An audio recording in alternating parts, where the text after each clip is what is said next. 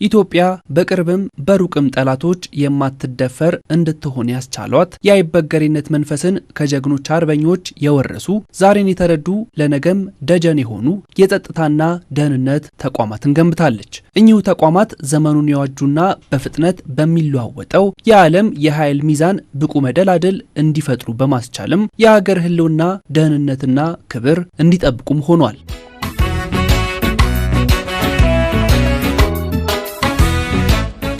በአመራርና በሰው ኃይል የጠነከሩ በቴክኖሎጂ የበለጸጉ በደህንነት መሰረታዊ ክህሎቶች የፈረጠሙ የጸጥታና ደህንነት ተቋማት የማድረግ ስራዎችም ተሰርቷል። በለውጡ መንግስት ትኩረት ተሰጥቷቸው ሪፎርም የተደረገባቸው እኚሁ ተቋማት ከነበሩበት ቁመና ተላቀው ሁለንተናዊ መሻሻል ውስጥ ይገኛሉ። በብዙ መልኩ በሰብአዊ መብት ጥሰት የሚታወቀውን ተቋም ዛሬ ህብረተሰቡ በከፍተኛ ደረጃ በእምነት የተቀበለው የሰብአዊ መብት ጥሰት የማይከናወንበት ስራዎች በህግና በስርዓት የሚመሩበት ተቋም ሆኖ ማንም የሚመሰክረውና በተግባርም አይቶ ሊያረጋግጥ የሚችለው የሪፎርም ስራ የተሰራበት ተቋም ሆኗል ማለት ነው። የኢትዮጵያ አየር ኃይል ኢትዮጵያን የሚመጥን አያሌ ሪፎርም ሲያካሂድና የሀገር ሉዓላዊነት ሲያስከብር ቆይቷል። ዜጎች በሀገራቸው ተቋማዊ አቅም እንዲተማመኑና እንዲኮሩ ያስቻለው የኢትዮጵያ አየር ኃይል ሀገሪቱን ለመድፈር የሚቃጡ የሩቅና የቅርብ ጠላት ሴራዎች የማይሳኩ ከንቱ ምኞት መሆናቸውን ሰማዩ የኛ ነው በሚለው የተቋሙ መፈክር በተግባር ማረጋገጡን ቀጥሏል። ይህም በጸጥታ ተቋማት ለተደረገው ሪፎርም ሌላኛው ምስክር ሆኖ ይቀርባል።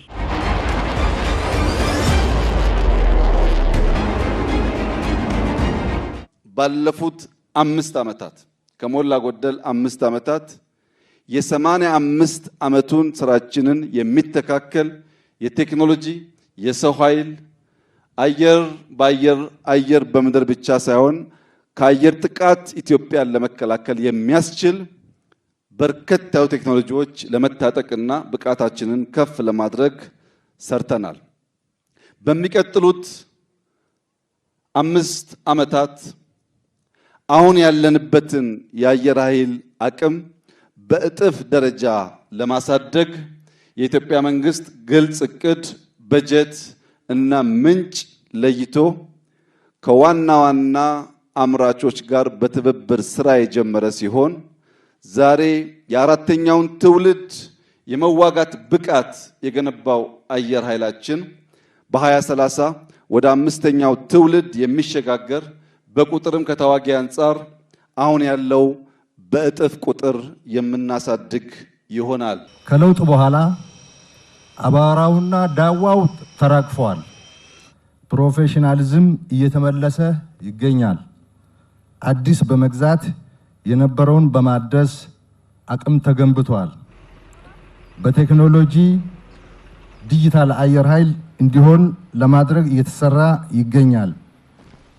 ኢትዮጵያን የሚመጥን የአብራሪና የቴክኒሻን ብዛት በመጨመር የሰው ኃይል ላይ ተሰርቷል። አዲስ የድሮን ክንፍ ተፈጥሯል።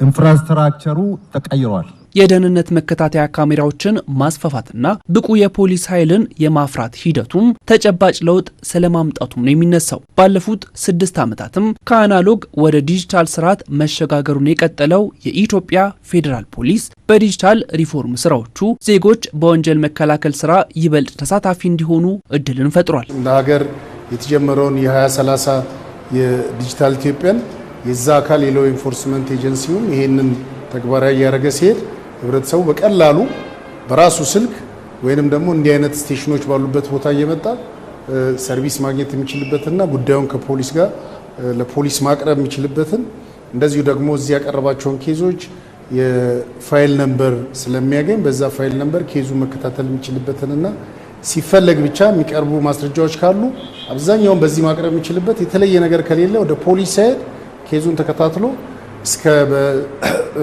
ሂደቱን መከታተል እስከ ፍርድ ቤት መከታተል የሚችልበትን ስርዓት የፈጠረ ነው። ይሄ ፖሊስና ህብረተሰቡ መሀል ያለውን እምነት በከፍተኛ ደረጃ የሚያሳድግ ስለሆነ በእኛ እንደ ትልቅ ውጤት ነው ያየነው።